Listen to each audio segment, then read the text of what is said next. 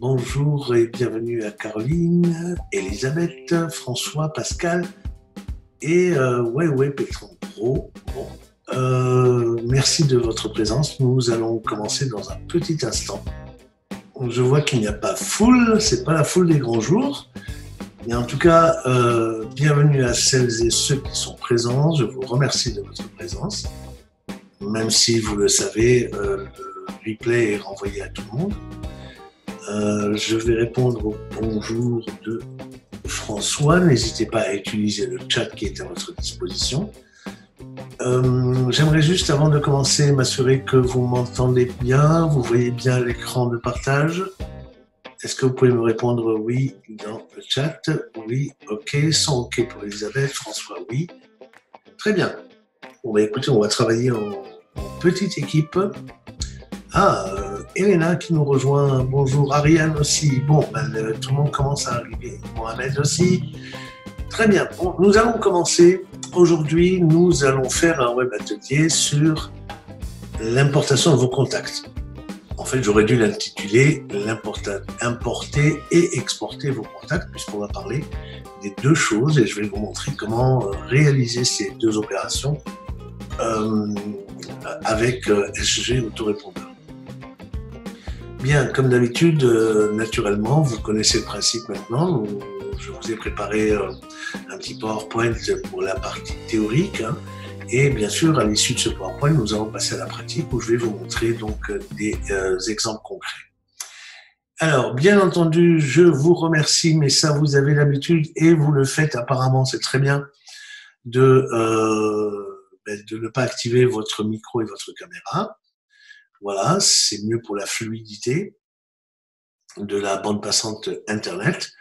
Je vais avoir le plaisir de, comme d'habitude, de vous faire cette présentation, mais je suis aujourd'hui co-assisté par Caroline, ma confrère et mon amie Caroline, directrice générale de SG Autorépondeur, qui se chargera de répondre, on reprend les bonnes habitudes, qui se chargera de répondre à vos questions dans le chat pendant que je fais la présentation.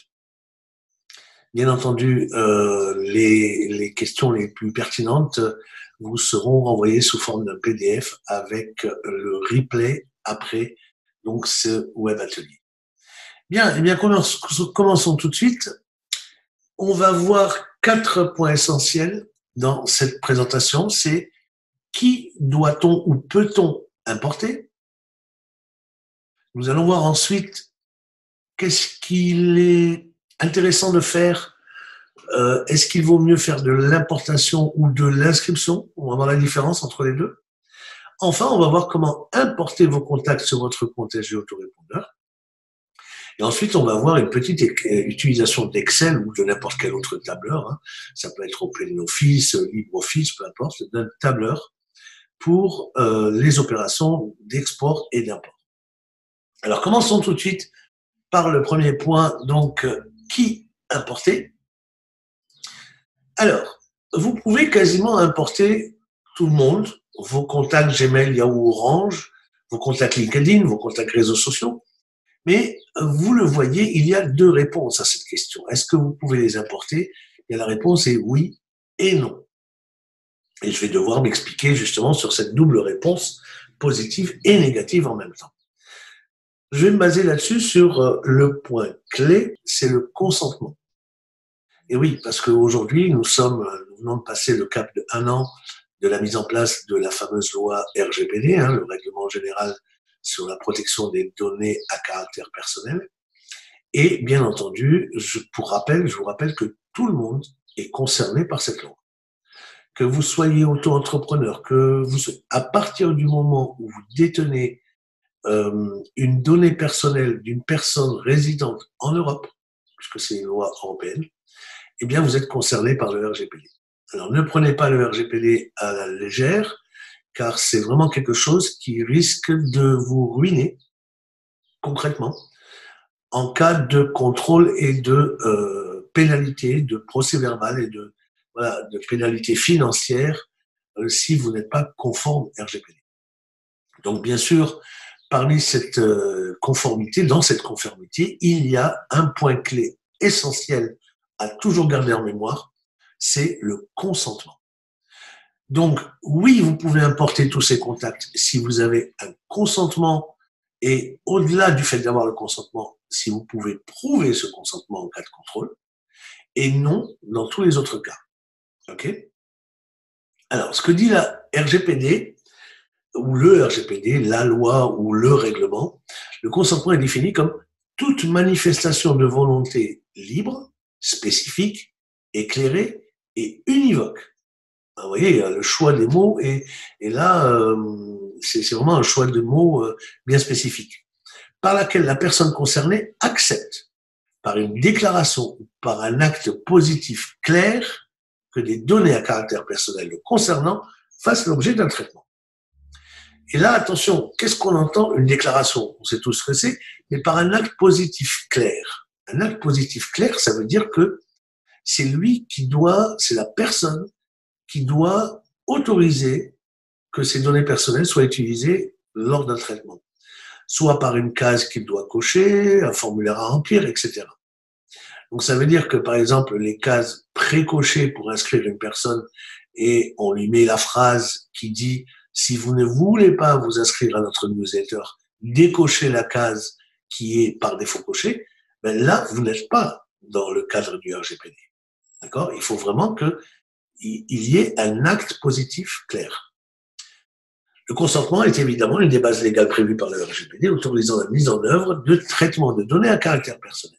Donc ça, c'était pour un petit rappel de la loi. Maintenant, c'est vrai que les contacts dont on a parlé, les contacts de vos réseaux sociaux, les contacts perso, ne vous ont pas donné un consentement clair et avisé à recevoir vos emails dans le cadre d'un traitement automatisé que permet un autorépondeur. Là, il faut bien faire la différence. Évidemment, si vous communiquez, prenons l'exemple de vos contacts personnels avec dans Gmail, dans Yahoo, peu importe, si vous avez un compte comme ça, eh bien, les personnes, bien sûr, vous communiquez, vous échangez déjà des emails avec ces personnes-là. Donc, vous pouvez supposer que j'échange déjà des emails avec elles. Donc, implicitement, elles m'ont donné leur accord. Non, justement, ce n'est pas implicite. Parce que là, vous allez faire un traitement automatisé de leurs données personnelles grâce à l'autorépondeur, justement. Et là, vous sortez du cadre d'une communication en direct par votre messagerie. C'est la raison pour laquelle, même s'il s'agit de vos contacts email ou issus de vos réseaux sociaux, ceux-ci n'ont pas donné leur accord dans le sens RGPD à être inscrits dans un autorépondeur. D'accord? Alors, oui, mais dans ce cas-là, on fait quoi? Alors, on fait quoi? Eh bien, vous devrez écrire un email à ces contacts dans le cadre habituel. C'est-à-dire, si vous êtes sur des contacts personnels sur votre messagerie, ben vous allez utiliser votre messagerie. Si vous êtes dans le cadre de contacts d'un réseau social comme LinkedIn, par exemple, eh bien, vous allez écrire à ces contacts dans le cadre de LinkedIn et vous allez demander à ces personnes leur permission. Leur permission, justement, de leur écrire, pas votre autorépondeur, mais il y a une façon de présenter les choses aussi. Hein. Donc, comment on fait ça? Eh bien, vous allez leur envoyer, par votre messagerie ou par LinkedIn, un message dans lequel il y aura un lien vers une page de capture. Je vous rappelle qu'une page de capture, c'est quoi? C'est une page avec une image ou une vidéo de fond et au milieu de laquelle il y a votre formulaire RG autorépondeur. Je vous rappelle aussi que nous avons vu ça dans des précédents ateliers, que n'importe quel formulaire RG autorépondeur peut être converti en une page de capture avec une URL qui sera sur SG Autorépondeur. D'accord? Et c'est ce lien vers la page de capture qui vous permettra de recueillir le consentement. Et donc, c'est à eux-mêmes et non à vous. Je veux dire, c'est eux-mêmes et non vous c'est eux-mêmes qui vont s'inscrire. D'accord? Puisque c'est eux qui vont remplir le formulaire et qui vont le valider. Et là, non seulement vous serez en conformité RGPD, mais les contacts que vous avez importés seront des contacts importés correctement et en respect du RGPD. D'accord? Il faut vraiment penser que c'est au contact de s'inscrire. C'est pas à vous de les inscrire dans ce cadre-là automatiquement ou de faire un export de Gmail et puis de les importer dans LG Autorépondeur. Ne faites pas ça. Parce que là, tous les contacts que vous allez importer de cette manière-là ne seront pas conformes RGPD. D'accord? Alors, il y a des cas particuliers. Vous savez que, comme dans la vie, il y a toujours des cas particuliers qui confirment la règle générale. Et effectivement, vous pouvez être amené à recueillir un consentement verbal, par exemple lors d'un séminaire, d'un salon, d'une exposition, par échange de cartes de visite. D'accord? Alors, même si, à mon avis, il y a encore un petit flou juridique sur l'échange de cartes de visite, on va supposer, enfin, je pense que ça passe au niveau contrôle RGPD. Si vous avez la carte de visite de la personne, carte sur laquelle il y a indiqué son numéro de téléphone très probablement, mais aussi son adresse email, dans ce cas-là, vous pouvez importer ce contact. Vous imaginez, vous rentrez le soir après une journée passée sur un salon, vous avez rencontré des gens, vous avez échangé des cartes de visite. Donc vous rentrez le soir avec une dizaine de cartes de visite ou une vingtaine de cartes de visite. Eh bien, ces personnes-là, vous allez pouvoir les importer dans une liste sur votre compte SG Autorépondeur. Mais par contre, attention, la preuve du consentement, ce sont les cartes de visite. Donc ne les perdez pas. En cas de contrôle, il va falloir prouver et donc montrer pour chaque abonné de votre liste la carte de visite correspondante. D'accord? Il y a aussi le cas des formations en présentiel. Beaucoup de mes confrères, vous peut-être, vous organisez des petites formations dans des salles. Et là aussi, bien souvent, lorsqu'on fait une formation en présentiel, une formation que les personnes vont payer ou pas, hein, peu importe, vous avez peut-être envie d'avoir un suivi de ces personnes qui ont assisté à la formation, un suivi que vous allez automatiser avec l'autorépondeur. Dans ce cas-là, ce que vous pouvez faire et ce que je vous recommande de faire, c'est de préparer une feuille de papier avec un tableau dans lequel vous allez demander le prénom de la personne, son adresse email, et vous mettez en haut et une colonne signature, et en haut vous mettez une phrase du style je consens à recevoir des emails de la part de la société dans le cadre du suivi de ma formation. Et vous demandez aux gens de mettre leur prénom, leur adresse email et leur signature. Cette feuille sera considérée comme l'élément, comme la preuve du consentement.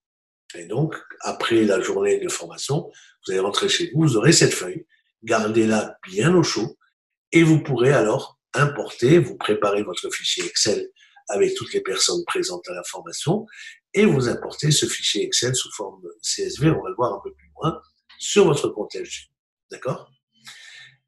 Rappelez-vous que, quels que soient les cas, l'essentiel est bien souvent de garder des preuves de consentement en cas de contrôle de la CNIL, la Commission nationale informatique et liberté, qui reste au niveau français le représentant de la loi européenne RGPD. Donc c'est eux qui font des contrôles éventuellement et c'est eux qui vont dresser les procès-verbaux. Alors attention là aussi, il me semble que Caroline vous a déjà envoyé un ou plusieurs mails sur sur ce qui a changé depuis le 25 mai 2019, c'est-à-dire après un an de mise en place du RGPD. Et ce qui a changé, notamment au niveau de la CNIL, c'est qu'il y a moins de... ils sont devenus plus durs sur les contrôles. Voilà, il y avait une espèce de, pas de laisser aller, mais de permissivité pour laisser le temps, notamment aux petites structures, de se mettre en conformité pendant un an entier, hein, du 25 mai 2018 jusqu'au 25 mai 2019. Mais depuis, eh bien, la CNIL a avisé que il y aura de moins en moins de permissivité et voilà, ils seront plus regardants. Et donc, ça veut dire aussi, il y aura plus de PV qui vont tomber. Donc, ne prenez pas la problématique RGPD à la légère. Bien. Maintenant, la problématique qui se pose à nous, c'est est-ce que j'apporte ou est-ce que je suscite une inscription?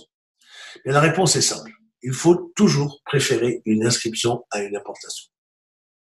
Et ça, vous voyez, je vous en ai un peu parlé plus haut par les pages de capture. Cela permet de vous éviter des PV salés pour cause de non-conformité RGPD. Effectivement, il est toujours plus intéressant que ce soit les personnes qui s'inscrivent eux-mêmes, plutôt que vous apportiez des personnes. Si vous devez faire une importation, faites-le si vous ne pouvez pas faire autrement. D'accord? Mais essayez de toujours susciter une inscription par les personnes elles-mêmes, soit via des formulaires que vous allez installer sur vos sites, soit via des pages de capture. Est-ce que avec, je vois une question dans le chat, est-ce qu'avec le double opt-in, on est en ordre ou pas? Ça, c'est la façon d'inscrire les personnes. Est-ce qu'on inscrit les personnes dans une liste en simple opt-in ou en double opt-in? Dans les deux cas, l'inscription sera considérée comme justifiée, comme conforme RGPD. Sauf que ce qu'on propose, ce qu'on recommande chez les autorépondeurs, encore une fois, je vous renvoie sur les premiers web ateliers qu'on a fait à ce sujet. Lors d'un des premiers ateliers où nous avons parlé des listes, en règle générale, si la liste est destinée à recevoir des prospects, vous devez avoir une liste en double opt-in. Ça évite les fausses inscriptions, les inscriptions de robots, etc. Par contre, s'il s'agit d'une liste de vos clients, donc c'est des clients, donc ils ont déjà payé et ils ont donc déjà donné leur adresse email, soit sur votre plateforme de paiement, qu'elle soit PayPal, Stripe, PaySeedCash ou autre. Donc, pour les listes de clients, vous pouvez faire des listes en simple opt-in. Voilà. Alors, on va continuer et maintenant nous allons voir comment importer vos contacts. Alors, comment importer vos contacts? Eh bien, vous allez créer un fichier avec un tableur, Excel par exemple, et vous avez quelques points à vérifier. Rassurez-vous, hein, vous aurez le replay et vous aurez même le fichier PowerPoint sous forme PDF avec tous ces points à vérifier dans votre fichier avant de les importer. Vous devez vous assurer d'avoir une première ligne d'entête. Adresse email, prénom, etc. et toutes les informations que vous voulez demander, comme le numéro de téléphone. La première ligne d'entête est souvent une des raisons, l'absence de cette ligne d'entête est une des raisons qui fait que l'importation ne fonctionnera pas. Alors, pourquoi? Je vous explique. Eh bien, tout simplement parce que nous sommes dans le cadre de ce qu'on appelle une base de données. Et une base de données, elle fonctionne avec deux critères. Le premier critère, c'est un nom de champ, comme l'adresse email, comme le prénom. Ce sont des noms de champ. Et ensuite, on a des valeurs de champ. Les valeurs, ben, ce seront les adresses email rentrées, les prénoms rentrés, etc. Tous les prénoms que vous aurez dans votre liste, eh bien, ce seront les valeurs du champ prénom. Donc, évidemment, si vous n'avez pas de première ligne d'entête, ça veut dire que vous n'avez pas défini de champ. Et donc, l'importation ne pourra pas se faire. Vous devez vous assurer que vous ayez dans chaque ligne de prénom, par exemple, que vous ayez au moins une adresse email ou un numéro de smartphone. Parce que vous pouvez, vous le savez, utiliser les smartphones pour envoyer des SMS, par exemple, et de façon automatisée aussi. Par contre, assurez-vous que les numéros de smartphone soient bien formatés, soit en 06 normal, hein, comme vous avez l'habitude de le taper sur votre smartphone, soit en version internationale avec le plus 33 qui est donc l'indicatif de pays. On enlève le 0 et ça donne donc plus 33, 6 au lieu de 06 et les 8 autres chiffres. Donc ça, il suffit de formater la colonne de données. Hein, vous verrez que c'est pas bien compliqué. Vous devez aussi vérifier qu'il n'y a pas de ligne vide entre deux lignes. Parce que s'il y a une ligne vide, ben, ça va bloquer votre importation. Vous savez que c'est un processus automatique, l'importation. Et s'il y a une de ces erreurs, ben, ça bloque l'importation. Votre fichier ne doit pas comporter plus de 10 000 lignes. Au-delà de 10 000 lignes, le système va bugger. 10 000 lignes, ça fait déjà 10 000 contacts, ça fait déjà beaucoup. Hein.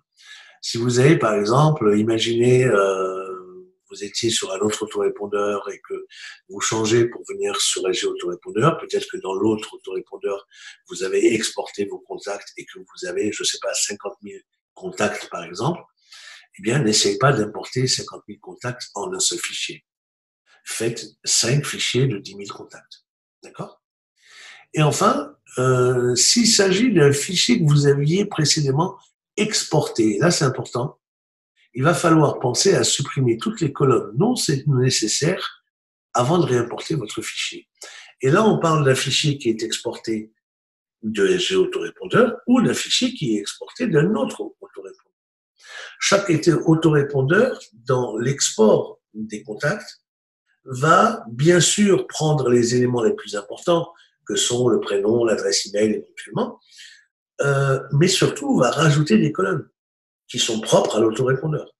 Alors, toutes ces colonnes, si vous n'en avez pas besoin, il faut les supprimer avant de préparer votre fichier pour l'importation. D'accord? Alors, il est temps maintenant de passer à la pratique.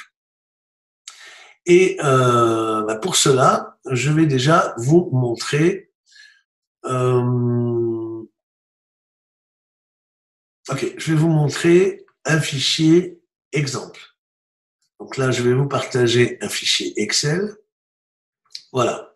Alors, on va essayer d'agrandir un petit peu pour que tout le monde voit bien. Donc là, vous voyez la fameuse première ligne dont je parlais, la ligne d'en-tête. D'accord? Qu'on peut mettre éventuellement en gras et puis isoler un petit peu des autres. On va mettre voilà comme ça. Voilà, la ligne d'en-tête, c'est une ligne particulière parce qu'elle définit le champ prénom, le champ email. D'accord? Ensuite, pour le champ prénom, eh bien, j'aurai les valeurs du champ prénom. D'accord? Donc là, vous le voyez, j'ai imaginé que ce soit des clients de ma boutique. Et dans ma boutique, je leur ai demandé d'écrire leur nom s'ils veulent recevoir les infos. Et donc, les personnes ont laissé leur prénom et leur adresse email. Une fois que j'ai ce fichier-là, eh bien, je vais pouvoir effectivement l'exporter. Donc, je vais pouvoir... Alors, je ne sais pas si je peux passer par là. Non, je suis obligé de passer par le menu en haut. Le fichier est enregistré sous. Quand vous avez fait votre fichier sur Excel, vous savez que sur Excel, eh bien, vous allez avoir... normalement, on peut mettre les accents. Oui, absolument, Elisabeth. On peut maintenant mettre les accents accentués, c'est vrai. Donc, on va revenir ici, par exemple. Oui, on peut tout à fait avoir ce genre de situation. Maintenant, c'est beaucoup mieux géré au niveau de l'importation. Vous allez récupérer effectivement le prénom avec les accents. C'est vrai. Bien. Alors ensuite, vous devrez enregistrer sous votre fichier pour le transformer en un fichier CSV. Donc là, en fait, vous devriez être normalement sur le format classique, hein, c'est-à-dire le format du fichier Excel. Alors, ce n'est pas comme ça qu'il faut l'enregistrer parce que le fichier Excel ne pourra pas être importé sur SG autorépondeur. Il faut absolument que le format soit du CSV. Alors, sur le CSV, vous avez plusieurs possibilités en fonction de votre appareil, en fonction de Mac ou PC, de la version d'Excel. Soit vous prenez du CSV UTF-8 délimité par les virgules. Qu'est-ce que ça veut dire UTF-8? UTF-8, c'est juste un encodage de caractères qui permet de gérer les accents. Donc, je vous recommande de prendre celui-là. Sinon, vous pouvez aussi prendre le CSV séparateur en point-virgule qui, la plupart du temps, fonctionne aussi. D'accord? Je ne sais pas si par défaut, il y en a en UTF-8 ou pas, mais dans un cas, on délimite les colonnes par des virgules. Dans l'autre cas, on délimite par des points-virgules. Donc, on va rester très classique. On se met sur des points-virgules. Et vous voyez que ici, enregistré sous, ça s'appellera mes clients.csv. Donc, j'enregistre, je remplace, puisque c'est le fichier que j'ai ouvert ici. Voilà. Et maintenant, je suis prêt. Donc, il vous dit, il vous fait une alerte. Comme quoi, attention, par rapport au format natif, Excel, le CSV, vous allez perdre, comment dire, certaines fonctionnalités, mais il ne s'agit que de fonctionnalités et pas de données. Donc, on s'en fout. Donc, on fait oui. Voilà. Une fois maintenant que nous avons donc préparé notre fichier CSV, il ne nous reste plus qu'à l'importer. D'accord? Dans ce cas-là, je vais vous partager l'écran de mon navigateur sur lequel nous allons aller sur mon compte SG Autorépondeur.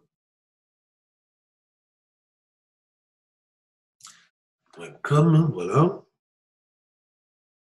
J'accède à mon compte.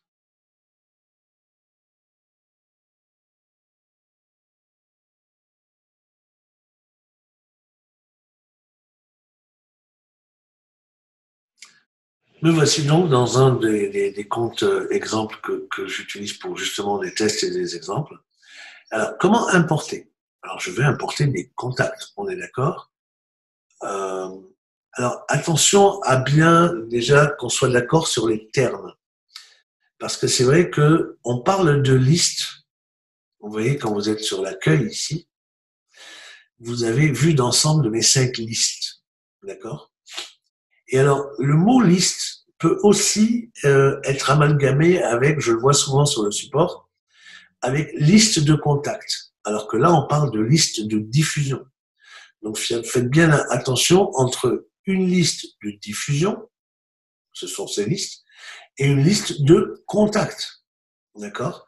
Si je prends par exemple, si je vais ici dans les contacts actifs, je vais, alors j'en ai 0 évidemment, mais si j'avais des contacts ici, ce sera la liste des contacts, ce ne sera pas la liste de diffusion. Alors maintenant, comment est-ce que je vais importer donc mon fichier? Bien écoutez, c'est des contacts qu'on va importer. Donc très logiquement, on va passer par mes contacts ici. Et là, vous avez une entrée qui s'appelle Ajout, import. Donc là, on se retrouve ici. Je vais fermer pour qu'on ait une bonne vision des choses. Voilà. Donc là, vous voyez qu'on a 6 façons différentes d'importer des contacts dans une liste. Ce qui nous intéresse, vous l'aurez compris, c'est l'import via un fichier CSV. Vous voyez bien qu'on ne parle pas de fichier Excel, mais véritablement de fichier CSV. Donc là, alors, vous le savez, sur SG Autorépondeur, il faut travailler, il faut avoir le réflexe de travailler de bas en haut. Donc de bas en haut, ça veut dire qu'il ne faut pas se presser à aller chercher des choses ici. Il faut commencer par lire les alertes qui vous sont données. C'est souvent très important de lire. Je le dis, même si pour certains ça peut paraître évident, mais je le dis parce que sur le support, je vois encore aujourd'hui, même parmi des clients qui ont un certain âge chez SG Autorépondeur, c'est-à-dire qui sont abonnés depuis un certain temps, on va dire, je vois encore des demandes dont les réponses figurent dans ce genre d'alerte. Ça veut tout simplement dire que la personne n'a pas lu parce qu'elle est pressée d'appliquer la fonction et donc on ne lit pas. Alors qu'on vous dit attention, l'importation de contact est limitée à 10 000 lignes par fichier, vous voyez, on vous le rappelle, veuillez diviser votre fichier avant l'importation s'il contient plus de 10 000 lignes. D'accord?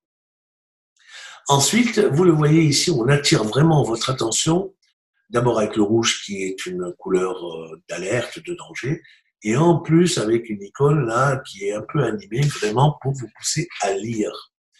Attention, malgré nos grandes précautions, il y a eu des abus d'importation de fichiers, cela a provoqué des blocages de la part d'Orange. Et oui, parce que vous allez le constater, on va devoir choisir la liste de destination où on veut importer, bien sûr.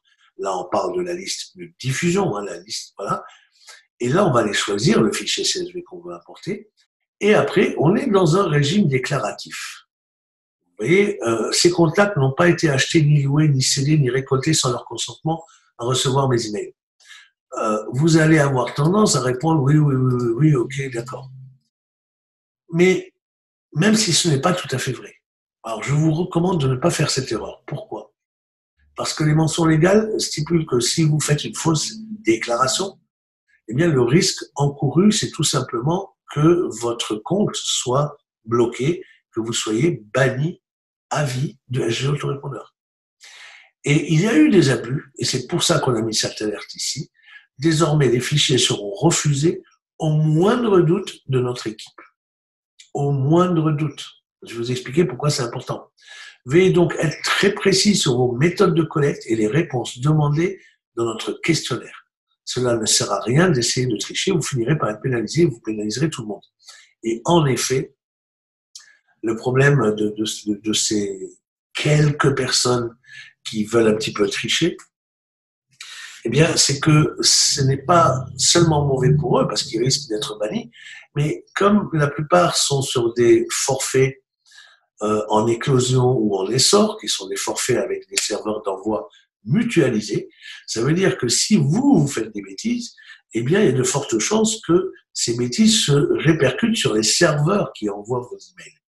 Et donc, du coup, on a eu déjà des blocages de la part d'Orange à cause justement d'abus qui ont été faits. Donc, s'il vous plaît, jouez le jeu. Il ne sert à rien d'avoir, par exemple, il ne sert à rien d'acheter ou de louer un fichier. Ça, d'abord, c'est interdit chez les autorépondeurs. Et surtout, ne le faites jamais, même si c'était pas interdit. Parce que d'abord, il y a la problématique du RGPD et ensuite, il y a la problématique du spam trap. Alors, je vais mettre le mot dans le chat. Voilà. Le spam trap, ce sont les adresses email piégées qu'on retrouve dans la plupart des locations de fichiers ou des ventes de fichiers. Faites très attention à ces spam traps. Vous avez d'ailleurs la possibilité, si vous allez sur le blog de SG Autorépondeur, on va y aller, sgautorépondeur.com/blog, tout simplement. Et si vous faites une recherche sur le blog, parce que le blog, vous savez que vous pouvez travailler par les catégories du blog, évidemment en cas de la délivrabilité, mais vous pouvez aussi rechercher à l'aide d'un moteur de recherche qui se trouve ici. Vous allez pouvoir chercher le terme, par exemple, sur l'ensemble du site. Vous cherchez avec le bouton Go, et là, ça va vous donner des réponses. Vous voyez, dans l'URL ici, il y a le mot spam trap. Et là, il y a quelques articles qui traitent du spam trap, et notamment le premier, spam trap, un mot que vous devez connaître. Je vous laisse le lire pour vous apprendre ce que c'est qu'un spam trap. Mais revenons à notre fichier d'importation. Donc là, je vais dire que j'ai une liste de tests, c'est là-dedans que je vais importer mon fichier. Je vais aller choisir le fichier que je viens de traiter.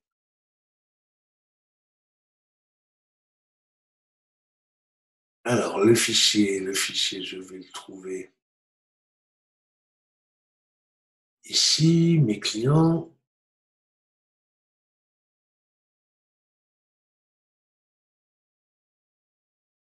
Ensuite, il faut répondre aux questions.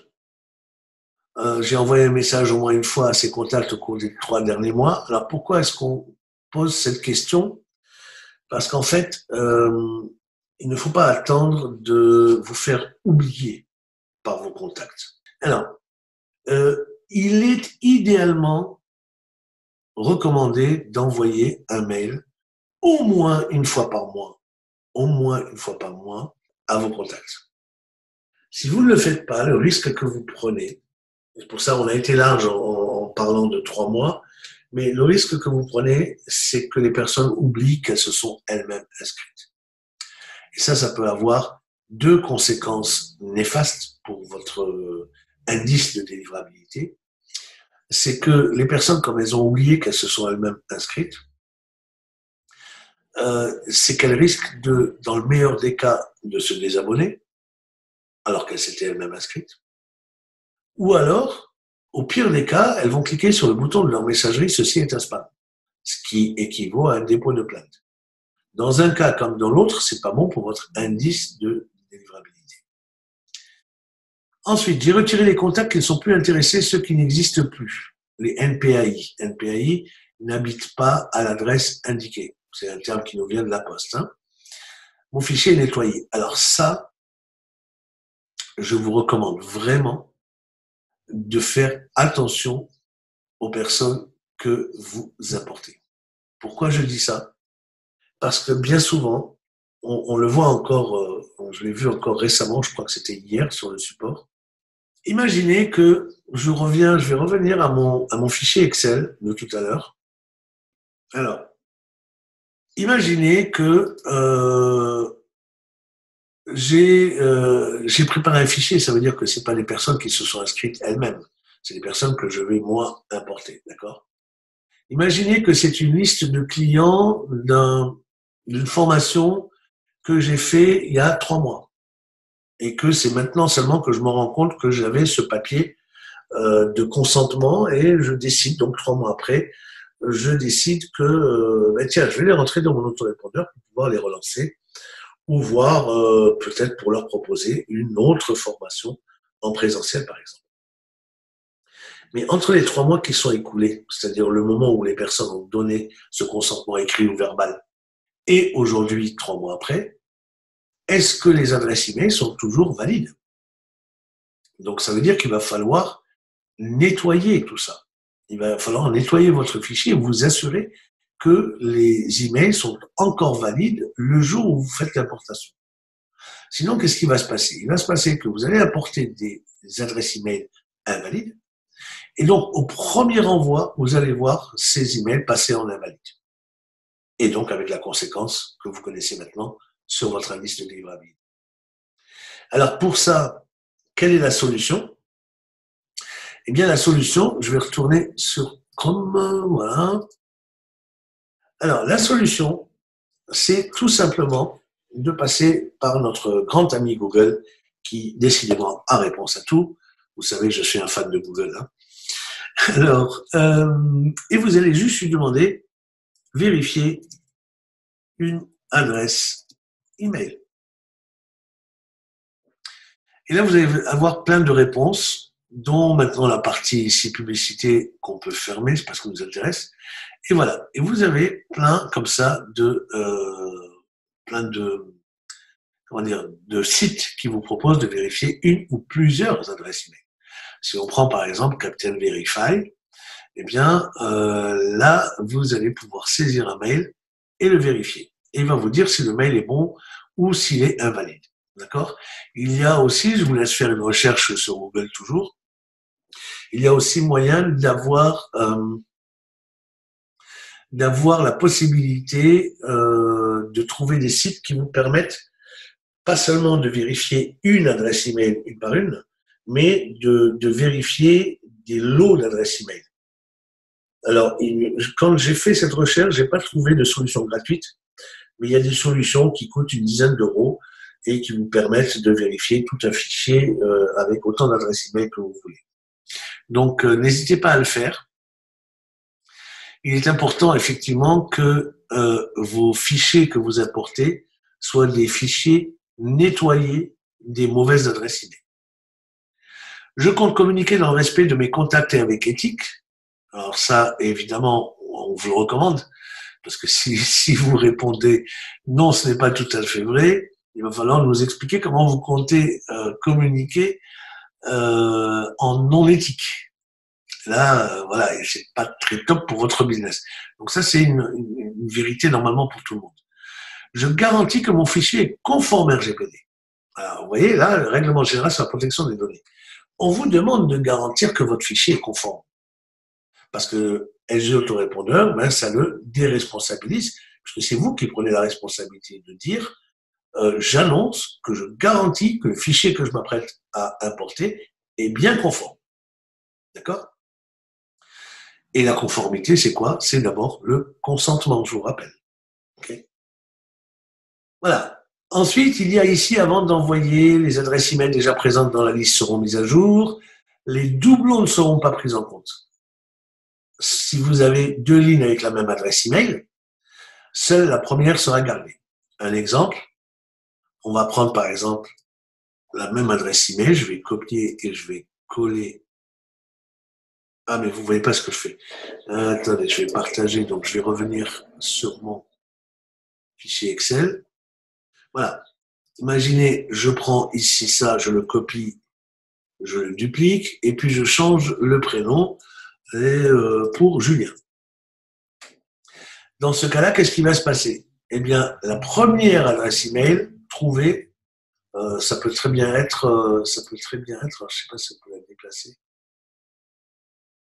Non, j'arrive jamais à déplacer. Bon, c'est pas grave. La première adresse email, quand il y a un doublon, c'est elle qui va être importée et pas l'autre. Donc, évitez les doublons. Là aussi, vous avez dans votre fichier, même s'il contient 9000, 10 000 lignes, vous avez la possibilité d'aller dans les données, ici, et d'aller chercher les doublons. Donc, vous pouvez traiter ça, les doublons, sur n'importe quelle colonne. En l'occurrence, on veut chercher les doublons sur l'adresse email, puisque c'est elle qui va être importée. Donc, ma liste contient des en-têtes et vous sélectionnez uniquement la colonne B. D'accord? Si vous faites OK sur cette recherche, une valeur en double a été trouvée et supprimée. Il reste cette valeur unique. Vous voyez? Donc, il y a moyen de supprimer les doublons, donc n'hésitez pas à le faire. Je vais retourner maintenant sur notre importation en cours. Alors, donc, il y a aussi, aucun mail n'est envoyé à vos contacts lors de l'importation. Alors ça, c'est quelque chose que personne ne lit malheureusement, mais j'ai souvent des questions sur le support à ce sujet. Les personnes font des importations et après nous écrivent sur le support, sur les autorépondeurs pour nous dire que bien après importation, le mail qui est configuré dans la liste n'est pas parti. Par exemple, vous savez, quand vous êtes dans votre liste, imaginez là, c'est la liste de tests. On va regarder dans un nouvel onglet. Cette liste de tests qui est ici, vous l'avez configurée avant d'importer. On est d'accord. Voilà, la liste de tests ici, quand vous cliquez dessus, qu'elle soit en double opt-in ou un simple opt-in, vous avez préparé en double opt-in un email de confirmation avec le lien de confirmation.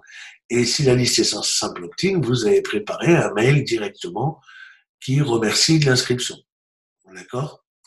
Alors, ces mails-là, si vous faites une importation, aucun des emails configurés dans votre liste ne partira. Donc, c'est pas la peine, vous le savez maintenant, donc pas la peine de demander au support pourquoi les mails ne sont pas partis. C'est normal. Vous avez d'ailleurs à ce sujet, je fais une parenthèse, on nous pose souvent la question de savoir, mais en fait, vous avez des cas où les emails qu'on appelle transactionnels. Les emails transactionnels, c'est les emails qui font partie de la transaction d'inscription, c'est-à-dire les emails que l'on remplit dans la configuration d'une liste. Ça sera 2 emails si c'est une liste en double opt-in, et ça sera un seul email, bien sûr, si c'est une liste en simple opt-in. Dans quel cas, vous pourrez vous poser la question, dans quel cas est-ce que ces emails transactionnels sont envoyés ou pas? Alors là, vous avez une réponse dans la partie bien démarrée, donc la partie documentation, qui va se trouver au niveau ici des chapitres de formation. Vous consultez et vous allez chercher le chapitre qui concerne le fait d'ajouter les adresses email à votre liste. Donc vous cliquez sur le chapitre 9 ici. Vous avez ici le tutoriel en PDF, mais ce qui nous intéresse, c'est ici l'étude de cas.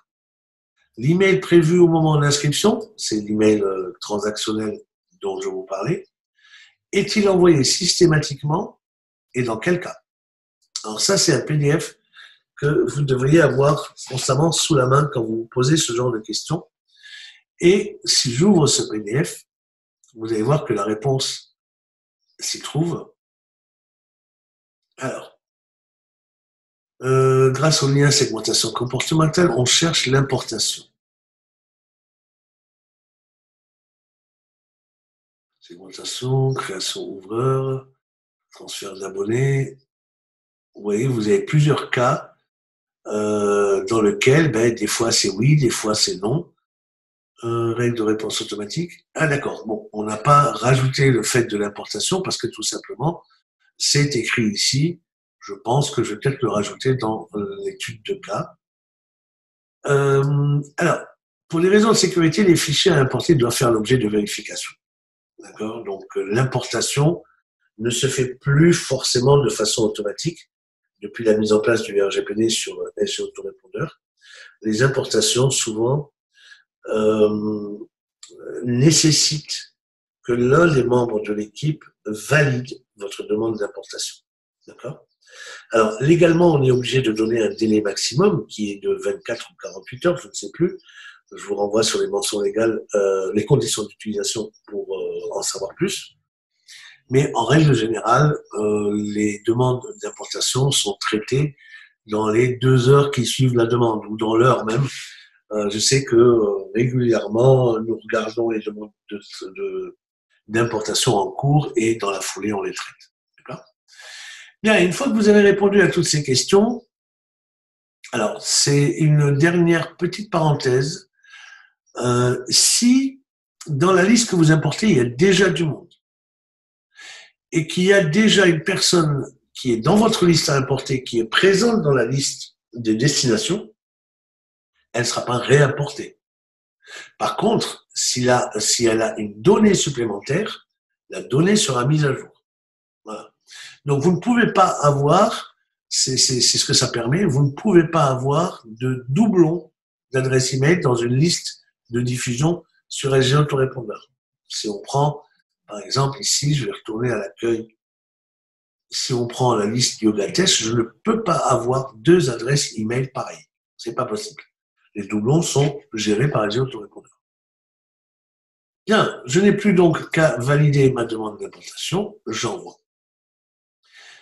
Une fois que vous envoyez, vous avez une répartition des champs entre les champs de votre CSV. Vous voyez, j'ai prévu prénom et email. Ça, c'est dans mon fichier Excel.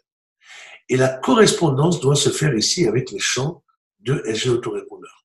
Alors, vous avez tous les champs possibles, qu'il est possible d'importer. Vous les avez tous ici, y compris les champs personnalisés. Donc, vous faites correspondre. D'accord? Adresse email, ça correspond à adresse email. Quand c'est fait, je valide.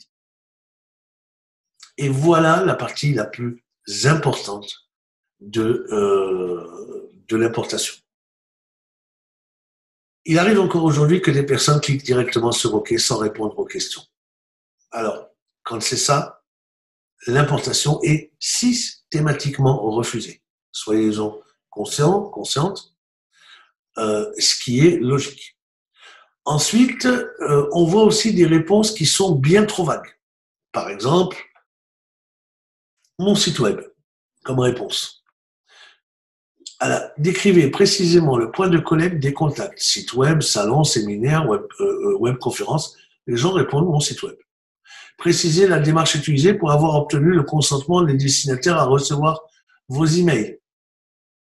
Là, ils mettent, je ne sais pas, rencontre ou alors formulaire. Ça, ce genre de réponse, vous êtes certain que votre demande d'importation sera refusée. Pourquoi? Parce que vous ne respectez pas ce qu'on vous demande. On vous demande d'écrire précisément le point de collecte. Alors, précisément le point de collecte, si vous dites mon site web, il suffit de lire. Si c'est un site web, indiquez l'URL et la démarche. Si c'est un salon, précisez lequel est sa thématique et votre démarche. Si votre fichier provient d'un système de gestion d'emailing, indiquez-le. Oui, les 3 cas de figure sont pris en compte. Si c'est un site web, eh bien vous allez dire, c'est mon site https, mon site.com, voilà, et la démarche, c'est par formulaire sur pop-up, par exemple. D'accord? On peut supposer que le formulaire est dans une pop-up quand on arrive sur votre site. Voilà une réponse précise. Et c'est pareil pour tout le reste. Précisez la démarche utilisée pour avoir obtenu le consentement des destinataires à recevoir vos emails.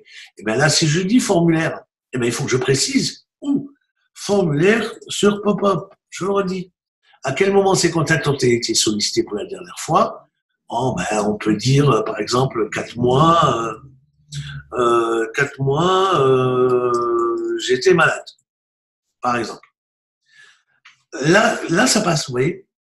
Et ce qui est important, il faut vous rappeler que ces 3 questions ne sont pas faites pour vous embêter. C'est des questions qui doivent nous permettre d'aller vérifier par nous-mêmes si votre formulaire utilisé dans ce cas-là, hein, puisque vous dites que ici c'est par un formulaire pop-up, on a besoin d'aller voir votre site, d'aller voir la pop-up, d'aller voir le formulaire qui est dans la pop-up, pour voir si le formulaire est lui-même conforme RGPD ou pas. C'est juste pour ça. Donc, soyez le plus précis possible parce que sinon, vous avez le risque qu'on refuse votre demande. Donc là, vous voyez, ah oui, je vous parlais du délai légal, c'est marqué ici, votre fichier et vos réponses seront traitées sous 24 heures. Alors, ne paniquez pas quand vous voyez 24 heures, hein, comme je vous le dis, en général, c'est traité dans l'heure, dans les 2 heures, mais comme il faut donner un délai légal et qu'on ne veut pas prendre de risque, on donne 24 heures maximum. Voilà. Une fois qu'on est OK, eh bien, on clique sur OK. D'accord? On a une information qui nous dit vos compléments d'information ont bien été envoyés. Votre fichier sera soumis à l'approbation d'un membre de notre équipe. D'accord? Donc là, après, c'est la partie, on va dire, la partie administration, en fait. Hein. Je vais d'ailleurs m'y connecter par ailleurs, donc vous n'allez pas le voir, mais je vais me connecter pour pouvoir justement eh bien, valider cette demande d'import pour qu'on puisse avancer. Alors, je vais me connecter à mon compte d'administration. Je vous demande 2 secondes, vous ne le voyez pas, mais je suis en train de travailler. Voilà, c'est fait. Donc là, je reviens vers vous. Donc là, si j'actualise, ici, vous voyez, il y a 0 contact pour l'instant. Si j'actualise, voilà, mes contacts sont tous importés, ils sont là. Je peux aller en voir la liste. Voilà, donc tous mes contacts ont été importés. D'accord? Alors, notez que l'accent n'est pas là, de Régie, mais je pense qu'en ouvrant la fiche de l'abonné, en cliquant dessus, ah voilà. Donc là, effectivement, ça, c'est peut-être le format d'export que j'ai choisi. J'aurais peut-être dû choisir le format UTF-8 qui aurait imposé l'accent. Bon, cela dit, je peux toujours le corriger hein, en passant par coordonnées ici. Et ici, Régine, voilà, je peux le valider et j'enregistre. Et là, effectivement, maintenant, Régine, on peut retourner voir la liste des contacts. Voilà, le problème est réglé. Mais ce problème, encore une fois, je vais juste faire un dernier partage Excel. Je suis là. Voilà, ici, rappelez-vous, je vais plutôt partager tous les desktops. Voilà. Rappelez-vous, lorsqu'on a fait enregistrer sous, et là, vous voyez vraiment bien on a choisi CSV séparateur point virgule. Mais a priori, ce format-là, en tout cas pour moi, avec mon Mac, ça ne fonctionne pas. Et donc, du coup, j'ai tout intérêt à l'exporter en UTF-8. Parce qu'en UTF-8, là, je suis sûr que les accents seront pris en compte. Et normalement, ce sera pris en compte aussi dans la partie SG autorépondeur. OK?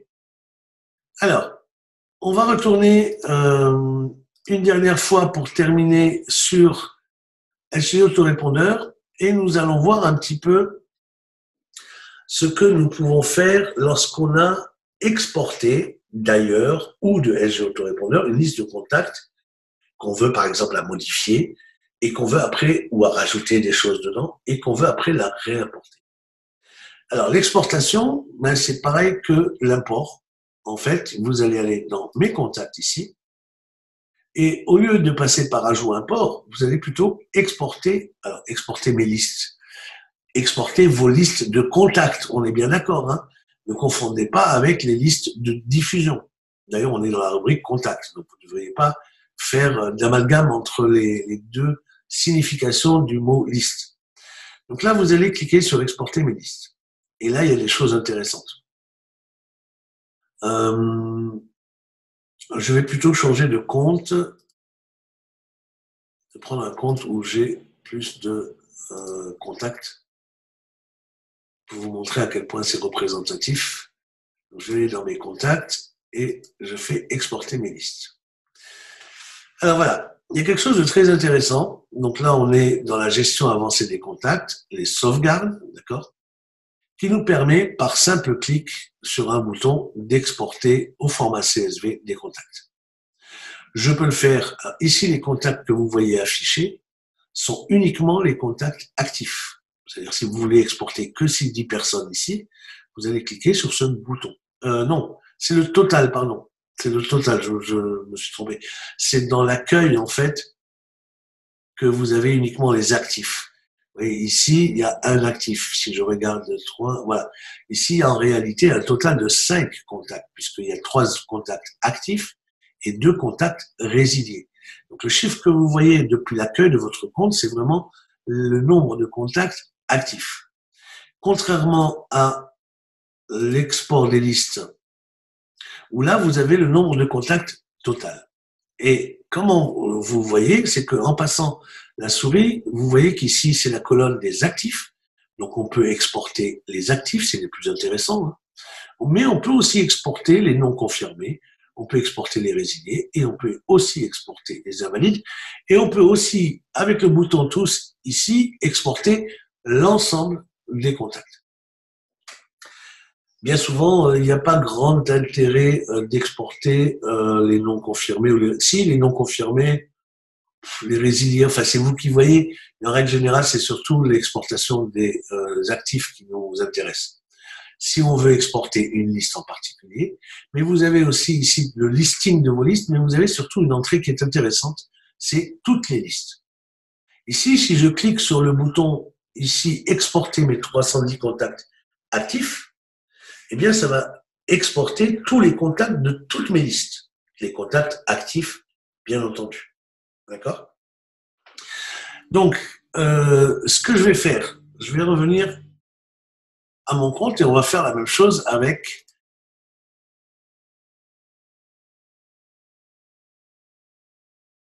mon compte de test. Voilà. Donc, je vais exporter ces 7 contacts et voir qu'est-ce qui est exporté. Donc, les contacts, je les exporte. J'exporte donc les contacts actifs ici. Votre fichier est prêt, vous voyez, il me propose de le télécharger. Donc, je vais le télécharger à sa place. Voilà. Voilà. Maintenant qu'il est téléchargé, je vais aller rejoindre mon logiciel Excel. Alors, ici, ce que je vais faire maintenant, c'est que je vais aller dans le fichier et je vais soit ouvrir, soit faire un nouveau fichier Excel dans lequel je vais importer le CSV. Fichier importé, fichier CSV, j'importe. Là, je vais, voilà, le fichier exporté à l'instant, c'est celui-là, d'accord? Donc, si je fais obtenir les données, il va se passer, ben alors, ah oui, évidemment, il est ouvert derrière, je ne vais pas enregistrer. Est-ce que j'en ai d'autres? Ah oui, je l'avais déjà. Ok, c'est pas grave. Donc, on va plutôt fermer celui-là. Et j'ai mon fichier exporté qui est là. Voilà comment le fichier exporté de SG Autorépondeur arrive avec plein de colonnes. D'accord? Notamment la colonne ID qui correspond à l'ID de la personne. Non, l'ID du contact. Ça, c'est, pardon. Ça, c'est votre ID hein, que vous avez en haut à gauche. Ça, c'est le numéro de la liste, le numéro du formulaire. La civilité, le nom, le prénom, l'adresse email, l'adresse, code postale. Et vous voyez qu'il y a plein d'informations, tous les champs, en fait, de SG Autorépondeur. Alors, là, vous allez vous dire, oui, je veux modifier des choses. Alors, déjà, la première des choses, ça dépend si vous voulez le réimporter dans la même liste ou pas, mais dans tous les cas, je vous recommande ici de supprimer tout ça. en fait. Et voire même ce qui ne vous intéresse pas, civilité non, si vous ne l'avez pas, ben, supprimez. Voilà. Et c'est pareil pour les autres colonnes. Faites le ménage. Ce qui ne vous intéresse pas, vous le supprimez. D'accord? Alors, on peut garder éventuellement le pays, si on veut réimporter après le pays, le téléphone, etc. Par contre, tout le reste, là, tout le reste, vous pouvez supprimer. Voilà, ne gardez pas les champs. Donc là, on va supprimer. Qu'est-ce qu'il nous reste? Il ne nous reste plus que 3 colonnes dans le fichier. Et là, je vais pouvoir rajouter Tariq, par exemple, hein, tariq@gmail.com, voilà, PIFR, voilà. Et là, bien sûr, j'ai modifié mon fichier, j'ai supprimé tous les champs, parce que je vous rappelle que là, on est passé de 2 champs à 3 champs, on a rajouté le champ pays, rappelez-vous, et du coup, je vais enregistrer ce fichier de nouveau, donc je vais l'enregistrer sous. D'ailleurs, on va pouvoir vérifier ce que je disais par rapport à l'accent tout de suite. Voilà, l'accent d'origine. Et on va faire le dernier essai pour terminer cette session. Il est déjà 13 heures. Donc, enregistrer sous. Donc là, je vais prendre le CSV UTF-8. D'accord? Je vais l'appeler new. Et j'enregistre mon fichier. Voilà, je valide. Du coup, je vais retourner sur mon navigateur et je vais, alors comme je vais les réimporter, voilà, ben tiens, c'est intéressant de voir ce qui se passe lorsque je réimporte un fichier que j'ai exporté préalablement. Est-ce qu'il va écraser? Qu'est-ce qui va se passer? Donc là, je vais prendre mes contacts et je vais aller dans Ajout import comme tout à l'heure. Je vais aller chercher le bon fichier CSV, donc toujours dans la même liste, la liste de tests, où il y a déjà 7 contacts. Je vais aller chercher mon fichier new ici. Voilà. Alors bien sûr, je suis honnête et je réponds honnêtement à ces premières questions. J'envoie. Là, vous voyez comme on a mis aussi l'UTF-8. Eh bien, vous allez avoir quelque chose comme ça. Mais ça, c'est pas grave du tout.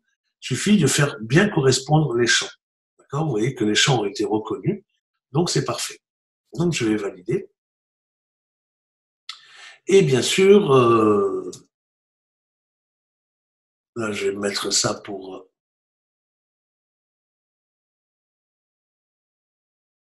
Voilà. Donc là, la demande a été faite, on est d'accord.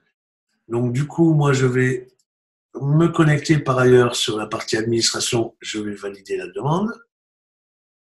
Et vous allez voir, donc voilà, la demande a été acceptée.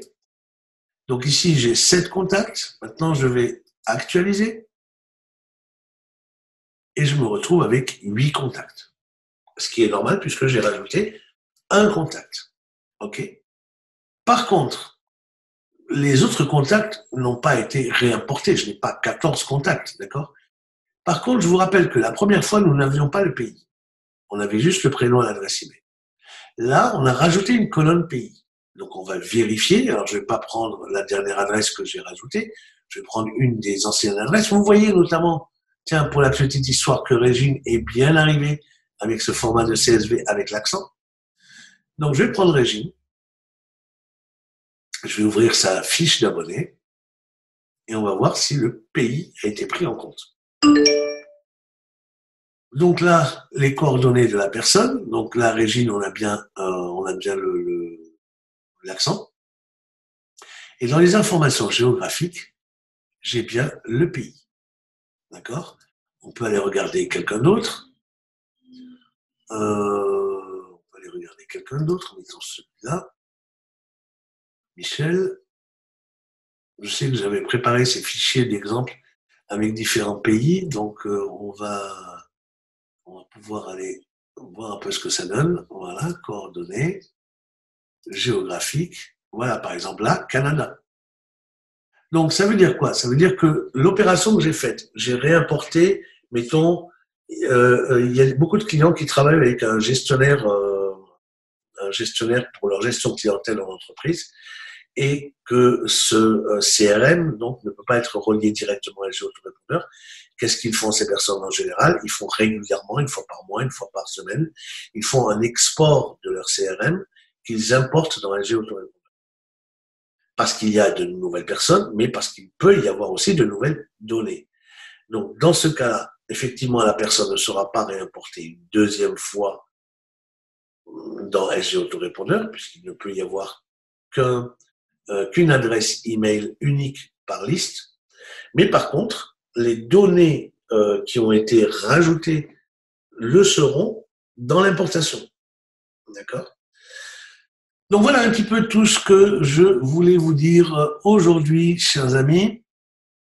Je vais terminer cette présentation, d'abord en vous remerciant, en vous donnant rendez-vous au dernier mercredi du mois prochain, c'est-à-dire le 26 juin, où nous allons parler des sauvegardes, et nous approcherons un petit peu, ça fait bien 1 an que ça dure maintenant, ces webinaires du mercredi, et nous approchons vers la fin de cette série de web ateliers consacrés, on va dire, aux débutants avec SG Autorépondeur. Voilà. Nous allons voir avec mon amie Caroline comment nous pourrons aller un peu plus loin dans votre accompagnement plus évolué, on va dire. Là, on a vraiment traité dans tous ces différents webinaires, on a vraiment pris les choses du début, voilà, j'arrive sur SG Autorépondeur, je sais pas faire. Là, on arrive un petit peu à la fin, un petit peu de ce qu'on a pu vous permettre de découvrir.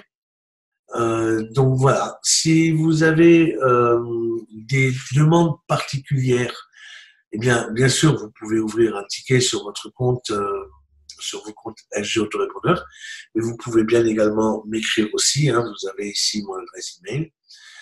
Si ça concerne SG Autorépondeur, ouvrez plutôt un ticket, puisque voilà, on ne se marche pas sur les pieds.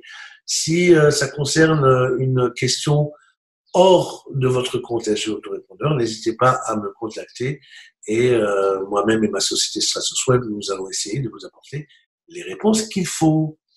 Je vous souhaite une bonne continuation, je vous souhaite aussi un bon appétit. Et je vois une dernière question d'Isabelle qui nous dit: est-il possible de revoir les premiers webinaires? Oui, je m'étonne d'ailleurs que vous n'ayez pas reçu. Vous pouvez vous connecter. Je vais donner l'URL à Caroline. Elle va vous envoyer une URL avec le replay, dans laquelle j'ai répertorié un petit peu tous les webinaires que j'ai faits depuis le début de cette série de web ateliers. Donc, vous recevrez ça avec le replay et les différents documents qui seront liés à ces ateliers. Je vous remercie de votre attention. Je vous souhaite une bonne fin de semaine et je vous dis à très bientôt. Au revoir.